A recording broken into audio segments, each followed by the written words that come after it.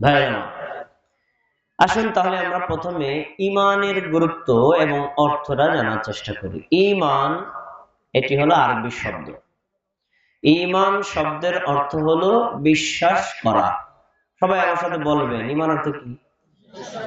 আবার বলেন, ঈমান অর্থ কি? বিশ্বাস করা। আর ঈমান এর আরেকটা অর্থ হলো স্বীকৃতি প্রদান করা। স্বীকৃতি প্রদান করা। তাহলে আমরা ঈমান অর্থ কি পাইলাম? বিশ্বাস। আর ঈমানের আরেকটা অর্থ কি পাইলাম? স্বীকৃতি দাও।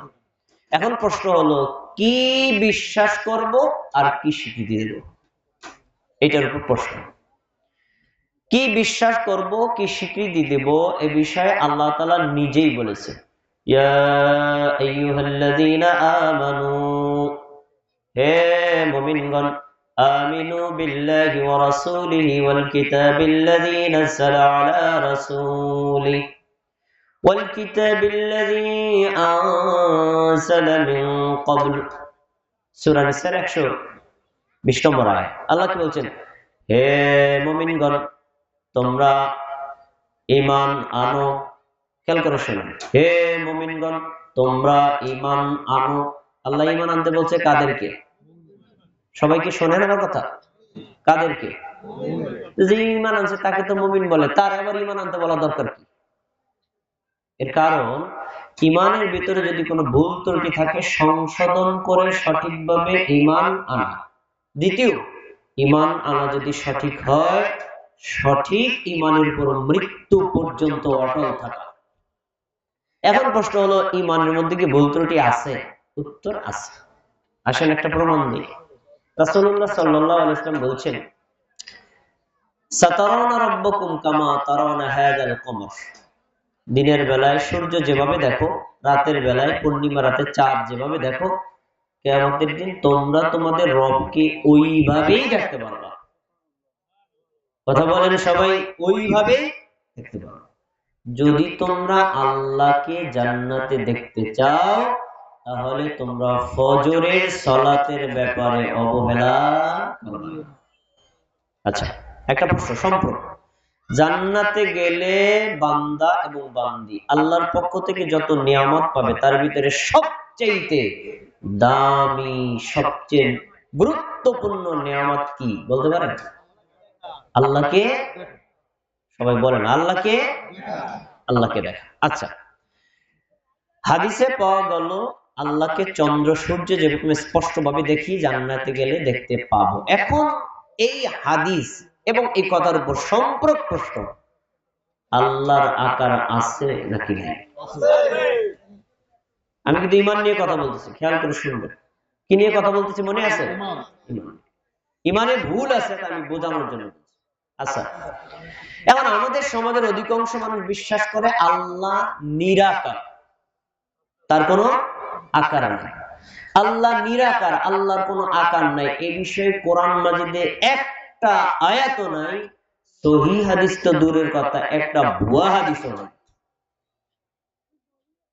আল্লাহর আকার আছে, এই বিষয়ে কোরআনের আয়াতও আছে, হাদিসও আছে। কিন্তু একটা কথা মনে রাখতে হবে, আল্লাহর আকার মানে কি আপনার আমার মতো? সবার বলতে হবে, কার মতো? আপনার আমার মতো?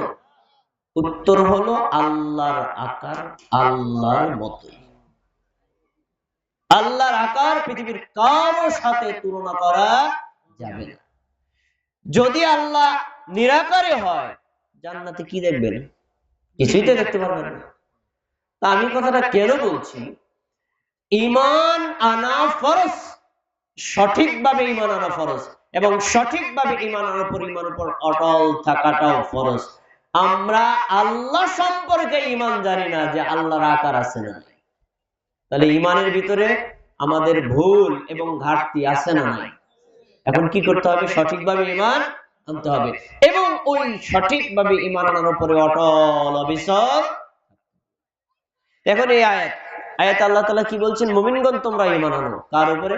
আল্লাহর উপরে, তার রাসূলের উপরে, কোরআনের উপরে, আখিরাতের উপরে, ফেরেশতাদের উপরে, তাকদীরের ভালো মন্দের উপরে। এরপর বলছেন, ওমাই ইয়াকফুর বিল ঈমান, যে ব্যক্তি ঈমান আনতে অস্বীকার করবে, ফাকাদ হাবিতা আমালুহু, লোকটা জীবনে যত ভালো আমল করেছে সব আমলগুলো পুরে ছাই হয়ে যাবে। ইমান যদি না আনে, ইমানের ব্যাপারে যদি কারো ঘাটতি থাকে, ইমানের ব্যাপারে কারো যদি দুর্বলতা থাকে, সে যত আমল করুক পরকালে কোন আমল এবং আমলের নেকি পাওয়া। ইমানের দাম কতটুকু এটা বলার পরে আমি ইমানের রুকন বল। ইমানের দাম কতটুকু, সময় তো কম, খুব শর্ট করে বলছি। একটু আমার দিক তাকাই কথা শুনবেন, অন্য দিক তাকালে কথা শোনা যাবে না, প্রশ্ন করলে উত্তর দিবে, খেয়াল করে শুনুন। আচ্ছা, আমরা মুমিন, আমরা সালাত, সিয়াম, হজ, যাকাত, দান, সাদাকা, কুরবানি, সত্য কথা বলা, সৎ পরামর্শ দেওয়া, যত আমল করি সবচেয়ে শ্রেষ্ঠ আমল হলো ঈমান। একটু সবাই বলবেন সবচেয়ে শ্রেষ্ঠ আমল কি? ঈমানের উপর শ্রেষ্ঠ কোন আমল মুমিনের জীবনে একটাও নাই, এমনকি সালাতও না। ঈমানের দাম সবচেয়ে বেশি। আমি আমার কথার রেফারেন্সে একটা আয়াত দিব, একটা হাদিস দিব। চিন্তাশীল ব্যক্তিদের জন্য, পিরোজপুরবাসীর জন্য ঈমানের গুরুত্ব বুঝতে একটা আয়াত, একটা হাদিস যথেষ্ট। আয়াত আর হাদিসটা কি বলবো? শুনতেছেন তো আপনারা? সূরা আলে ইমরান 91 নম্বর আয়াতটা খুলে দেখেন, কি বলছেন আল্লাহ? ইন্নাল্লাযীনা কাফারু, নিশ্চয়ই যারা কুফরি করেছে, অমাতু ওয়া হুম কুফার, কাফের অবস্থায় তার মরণ হয়েছে। ভাই, যে কুফরি করে তার ঈমান থাকে না নষ্ট হয়? কুফরি করলে ঈমান থাকে। আবার ওই কাফের অবস্থায় তার মরণ হয়েছে, ঈমান নিয়ে কবরে গেছে না ঈমান ছাড়া কবরে গেছে? আচ্ছা, গেল। এখন আল্লাহ তাআলা বলছেন, এই কাফের ব্যক্তি যখন মৃত্যুবরণ করলো, যদি সে কিয়ামতের দিন আল্লাহ তাআলার নিকটে এই প্রস্তাব দেয়, ফালাই ইউকবালা মিনহু মিন আহাদিহিম মিলউল আরদি যাবা ওয়ালা ইফতাদা বি, তারা যদি আল্লাহকে বলে, আল্লাহ পৃথিবী ভর্তি সোনা আমরা আপনাকে দিলাম, এই স্বর্ণের বিনিময়ে হলেও আপনি আমাদেরকে জাহান্নামের আগুন থেকে বাঁচান। সবার বলতে হবে, সমগ্র পৃথিবী ভর্তি সোনা কাকে দিতে চায়? কিসের জন্য? কথা বল, কিসের জন্য? কারা দিল, মুমিন না কাফের? কাফের। এখন আপনাদের কাছে প্রশ্ন, আল্লাহ তাআলা সোনা নিয়ে জাহান্নাম থেকে বাঁচাবেন? আপনারা কি বলছেন? না। আয়াতটা শুনুন, আল্লাহ বলছেন ফালাই ইউকবালা, আপনারা বলছেন না, আর আল্লাহ বলছেন কখনোই না, পশ্চিম কালেও না, কোনোভাবেই না, কখনোই গ্রহণ করা হবে না। আপনাদের কথা জোর বেশি না আল্লাহর কথা জোর বেশি? তাহলে স্পষ্ট বোঝা গেল, ঈমানবিহীন ভাবে জান্নাতে যাওয়া, জাহান্নাম থেকে বাঁচা কোনোভাবেই সম্ভব না। আয়াতটা মনে রাখেন। এবার সহিহ বুখারী 22 নম্বর হাদিস খুলে দেখেন, রাসূলুল্লাহ সাল্লাল্লাহু আলাইহি ওয়াসাল্লাম বলেন, কিয়ামতের দিন আল্লাহ রাব্বুল আলামিন ফেরেশতাদেরকে বলবেন, আখরিজু মান কানা ফি কলবিহি মিসকালা হাববাতিন মিন খারদালিল ঈমান। হে আমার ফেরেশতারা, জাহান্নামের মধ্যে যাও, যাদের অন্তরে সরিষা দানা পরিমাণ ঈমান আছে তাদেরকে জাহান্নাম থেকে বের করে আনো। কথা বলবেন। ফেরেশতাদেরকে কে পাঠাচ্ছেন? আল্লাহ। কাদেরকে বের করার জন্য? জাহান্নামীদেরকে। শর্ত দিছেন কি, কতটুকু ঈমান থাকা লাগবে? একটা সরিষা দানা পরিমাণ ঈমান থাকলে জাহান্নাম থেকে বের করবা, না থাকলে ওখানেই থাকবে। অর্থ কি? মানে যদি সরিষা দানা পরিমাণ ঈমান না থাকে, জাহান্নাম থেকে বের করে আনার পারমিশন, কথা বলেন, নাই। আচ্ছা, এখন রাসূল সাল্লাল্লাহু আলাইহি ওয়াসাল্লাম বলছেন, যাদের সরিষা দানা পরিমাণ ঈমান আছে তাদেরকে জাহান্নাম থেকে বের হবে এমন ভাবে কদ ইমতাহাসু, পুরা অঙ্গার হয়ে গেছে। বলেন নাউযুবিল্লাহ। এবার আল্লাহ বলবেন, এদের উপরে পানি ঢেলে দাও। আমরা ছোটবেলায় শুনছি আবে হায়াত, মানে জীবন সঞ্জীবন করার জন্য পানি ঢেলে দেওয়া। তো ঢেলে দিল, এই লোকটা পানি পাওয়ার পরে একেবারে সাবেক মানুষে পরিণত হয়ে যায়।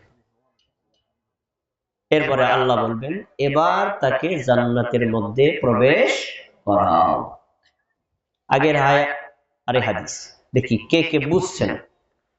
আগের আয়াতে বলা হলো ঈমান ছাড়া কোন ব্যক্তি যদি জাহান্নামের মধ্যে যায়, সমগ্র পৃথিবী ভর্তি সোনা দিলে আল্লাহ তাকে জাহান্নাম থেকে বের করবেন না, সোনাও রিসিভ করবেন না।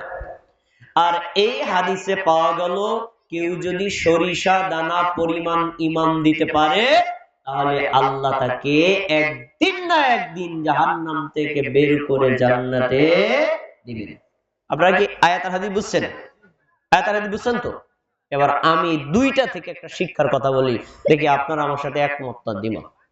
আয়াত আর হাদিস প্রমাণ করে, পিরোজপুরবাসী মনোযোগ দিয়ে শুনুন, পিরোজপুরবাসী মনোযোগ দিয়ে শুনুন, আয়াত আর হাদিস প্রমাণ করে সমগ্র পৃথিবী ভর্তি সোনার মূল্য যা, এক জাররা পরিমাণ ঈমানের মূল্য লক্ষ কোটি গুণ বেশি। আপনারা কি আমার সাথে একমত না দ্বিমত? সমগ্র পৃথিবী ভর্তি সোনার মালিক পৃথিবীতে কেউ নেই, তো যদি সোনা আল্লাহকে দেওয়া হয় আল্লাহ সোনা গ্রহণ করবেন না, কিন্তু আপনি যদি জাররা পরিমাণ সরিষা দানা পরিমাণ ঈমান নিয়ে যান, আল্লাহ আপনার এই সরিষা দানা পরিমাণ ঈমান দিয়ে হলেও জাহান্নামের আগুন থেকে বাঁচাবেন। তাহলে ঈমানের দাম কম না? ঈমানের দাম কম না? ঈমানের দাম হলো সবচেয়ে বেশি। আবু হুরায়রা রাদিয়াল্লাহু আনহু বলেন রাসূল সাল্লাল্লাহু আলাইহি ওয়াসাল্লামকে জিজ্ঞেস করা হলো আইয়ুল আ'মালি আফদল, আল্লাহ রাসূল সবচেয়ে শ্রেষ্ঠ আমল কোনটি? তিনি বলছেন ঈমানুম বিল্লাহি ওয়া রাসূলিহি, মানুষের জীবনে সে যত আমল করে সবচেয়ে সেরা আমল হলো আল্লাহ এবং তার নবীর উপর ঈমান আনা। তাহলে সবচেয়ে দামি আমলের নাম কি? ঈমান। কথা বলেন ঈমান। এখন আপনাদের কাছে প্রশ্ন, আপনারা কি ঈমানদার না বেঈমান? ঈমানদার না বেঈমান? এই মুহূর্তে আপনারা সমগ্র পৃথিবীবর্তী স্বর্ণের মালিকের চাইতে অধিক সম্পদের মালিক। আলহামদুলিল্লাহ বলবেন? আচ্ছা, ঈমানের গুরুত্ব বোঝানোর জন্য সংক্ষিপ্ত পরিসরে আমার মনে হয় এতটুকু শেষ, আর লাগে না। এবার আপনাদের কাছে সম্পূরক প্রশ্ন, খেয়াল করে শুনতে হবে, সম্পূরক প্রশ্ন। ভাই, ঈমান একবার আনলেই কি ফিক্সড না ঈমান ভাঙে? আমাদের দেশে অনেক মানুষ মনে করে বাপদাদার মুসলিম ছিলেন, আমিও মুসলিম, বাপদাদা মুমিন ছিলেন, আমিও মুমিন, আর অন্যরাও কোরআন হাদিস পড়ে, আমিও কোরআন হাদিস পড়ি, পড়ছি তো পড়ছি, ঈমান আনছি টানছি, আর জীবনে কোনোদিন ঈমান যাবে না, এরকম বিশ্বাসী লোকের আমাদের সমাজে আছে না নাই? কিন্তু জেনে রাখেন ঈমান আনার পরে আবার ঈমান ভেঙ্গেও বহু মানুষ জানে না। উদাহরণ, আমি মসজিদে সালাত আদায় করতে যাব, ওযু করছি, ওযু করার পরে আবার পেশাব করছি, এখন আমার ওযু আছে না ভেঙে গেছে? তাহলে ওযু যেভাবে হয় আবার ওযু ভেঙেও। আচ্ছা, আমি নামাজে দাঁড়াইছি, নামাজে দাঁড়ানোর পরে আমার বাড়ি থেকে কল দিছে, আমি পকেট থেকে মোবাইলটা বের করে বলছি নামাজে আছি পরে কথা বলি, এটা রাইখা নামাজটা ঠিক মতো চালায় গেছি, আমার নামাজ হয়েছে না ভেঙে গেছে? তাহলে নামাজ হয় আবার ভেঙে। অনুরূপ ভাবে ঈমান যেভাবে আনয়ন করা যায়, অনুরূপ ভাবে ঈমান আবার ধ্বংস। ঈমান ধ্বংস হয় কোন কারণে তা বলার আগে আমি ঈমানের সংজ্ঞাটা বলে দিচ্ছি।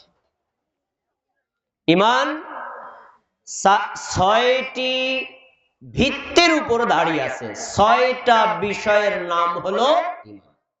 এটা প্রসিদ্ধ হাদিস, হাদিসে জিবরাইল, রাসূলুল্লাহ সাল্লাল্লাহু আলাইহি ওয়াসাল্লাম সাহাবীদের নিয়ে মসজিদে নববীতে বসা ছিলেন। ইতিমধ্যে একজন ব্যক্তি দূর থেকে আসছেন, বড় হাদিস সংক্ষেপ করে বলছি, আস্তে আস্তে একদম আমাদের নবীর কাছে এসে তার পায়ের সাথে পা মানে হাঁটুর সাথে হাঁটু মিলাইয়া, আমরা যেভাবে নামাজে আত্মে হেতু তো বসি না, ঠিক এভাবে বসছি। লোকটা মানুষের রূপ ধারণ করে হলেও আসছেন যিনি, তিনি হলেন ফেরেশতা জিবরাইল। আচ্ছা, আসার পরে আমাদের নবীর সামনে এইভাবে হাঁটুর উপর হাত রেখে বলছেন, ইয়া মুহাম্মদ, হে মুহাম্মদ, আখবিরনি আনিল ঈমান, আমাকে আপনি বলেন তো ঈমান কাকে বলে? ঈমান কি জিনিস? ঈমানের সংজ্ঞা কি? ঈমানের পরিচয় কি? আপনি আমাকে বলেন। এখন আপনারা বলেন তো প্রশ্নটা কে করছে? কার রূপ ধারণ করে? মানুষের। কার কাছে করছে? এখন আমাদের নবী উত্তর দিবেন, উত্তরটা মনে হয় ভুল হবে না? ভুল হবে?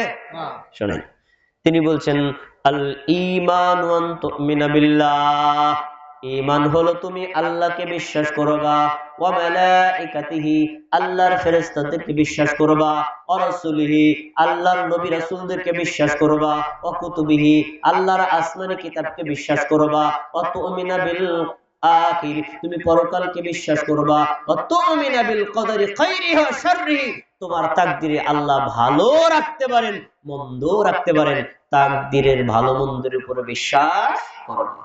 কয়টা জিনিস বলছেন? বলেন। আল্লাহর উপর ঈমান, ফেরেশতাদের উপর ঈমান, নবী রাসূলদের উপর ঈমান, আখিরাতের উপর ঈমান, এরপরে তাকদীরে ভালো মন্দের উপর ঈমান, মাঝখানে মানে একটা চলে গেছে, আসমানি কিতাবের উপর ঈমান। মোট কয়টা হলো? 6টা। এই 6টা বিষয়ের উপর ঈমান আনবা, এই 6টা বিষয়কে বিশ্বাস করলে তাকে বলা হয় ঈমান। এই বিষয়ে বিশ্বাস করে যে তাকে বলা হয় মুমিন। আপনাদের কাছে জিজ্ঞাসা, 6 বিষয়ে বিশ্বাস কি আপনারা করেন? সন্দেহ আছে? নিঃসন্দেহে বিশ্বাস করেন কিনা? আচ্ছা, এই সংজ্ঞা যখন আমাদের নবী বললেন, তখন ওই মানব রূপী ফেরেশতা জিবরাইল বলছেন সাদাক্তা, আপনি ঠিক বলছেন, সাদাক্তা, আপনার উত্তর সঠিক।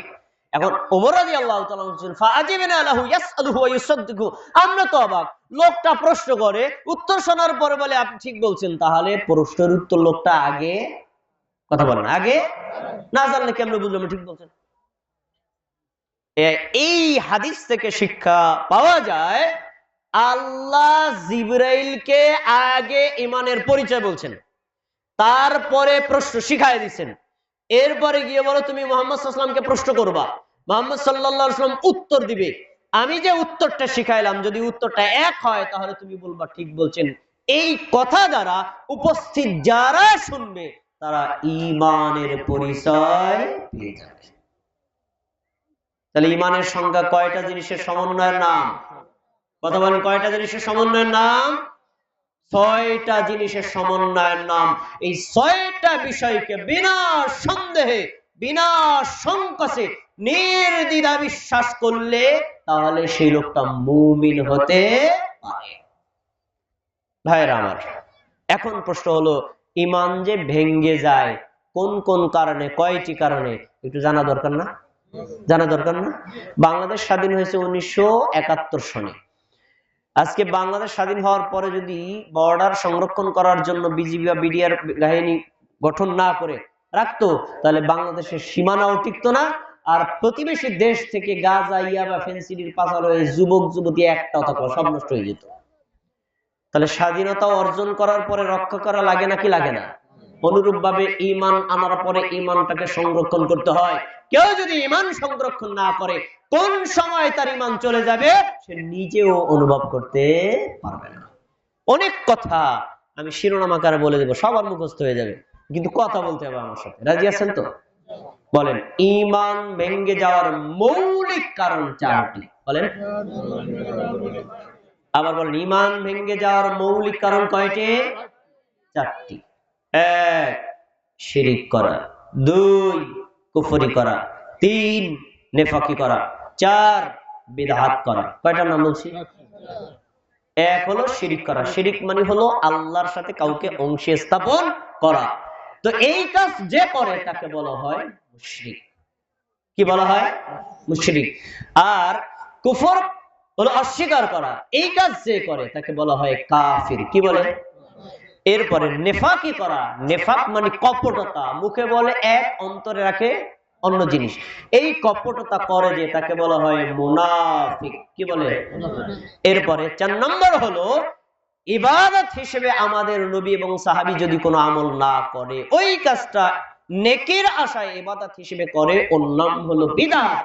এই বিদআত করে যে তাকে বলা হয় মুবতাদি বা বিদআতি। কয়টা কথা বললাম? তাহলে আমরা আমাদের ঈমান সংরক্ষণের জন্য শিরিক করব না ছাড়ব? কুফরি করব না ছাড়ব? নেফাকি করব না ছাড়ব? বিদআত করব না ছাড়ব? এই চারটা কাজ যদি কোনো ব্যক্তি বিনা দ্বিধায় বিনা সংকোচে সর্বোচ্চ সতর্কতা নিয়ে বর্জন করতে পারে, তার শ্রেষ্ঠ সম্পদ ঈমান সংরক্ষণ থাকবে। সে যদি আমলও কিছু ভুল ত্রুটিও করে, আল্লাহ টুডে আর টুমরো একদিন না একদিন তাকে ক্ষমা করে জান্নাত দিবেন ইনশাআল্লাহ। তাহলে কি আমরা ঈমানটাকে সংরক্ষণ করার জন্য এই চার কাজ ত্যাগ করতে পারবো না? বলেন, শিরিক করবেন না ছাড়বেন? কুফরি করবেন না ছাড়বেন? নেফাকি করবেন না ছাড়বেন? বিদআত করবেন না ছাড়বেন? এগুলো পরিত্যাগ করবেন, তাহলে আপনার ঈমান টিকে থাকবে, তাহলে আপনি একদিন ইনশাআল্লাহ জান্নাতে যেতে পারবেন। মাঝখানে একটা কথা বলছিলাম, ঈমান মুমিনের জীবনের সবচেয়ে শ্রেষ্ঠ সম্পদ হওয়ার পরেও বাংলাদেশের মুসলমানদের কর্ম দেখলে মনে হয় এদের কাছে ঈমানের দাম ছাইয়ের চাইতেও কম। ছাই চেনেন? ছাই রান্না করার পরে কি ছাই, ছাইয়েরও একটা দাম আছে, কিন্তু বাঙালি মুসলমানদের দেখলে মনে হয় এদের কাছে ছাইয়ের মতো ঈমানের কোনো দাম নেই। তাই যদি না হতো, তাহলে বাংলার জমিনের মুসলমানেরা ঈমানের মতো শ্রেষ্ঠ সম্পদ কবরে, মাজারে, দরগায়, দুর্গায় অথবা বিভিন্ন স্থানে বিভিন্ন বস্তুর স্থানে গিয়ে সেজদা দিয়ে রুকু করে, দান করে, মানত করে নিজের শ্রেষ্ঠ ঈমানটাকে নষ্ট করত না। কবরে, মাজারে পীর সাহেবকে সেজদা দেওয়ার মতো মানুষ আমাদের বাংলার জমিনে একজনও নাই। আছে? তারা নিজের আবার দাবি করে মুমিন, অথচ এই সেজদা, এই রুকু, এই দান, এই মানত, এগুলো হলো ইবাদত। এক আল্লাহ ছাড়া গায়রুল্লাহর কাউকে দেওয়া যায় না। যদি দেয় তাহলে তার ঈমান থাকে না। ভাইরা আমার, অল্প সময় কথা আছে, এবার আমি একটু কথা বলবো ইসলাম সম্পর্কে। আমাদের ধর্মের নাম কি?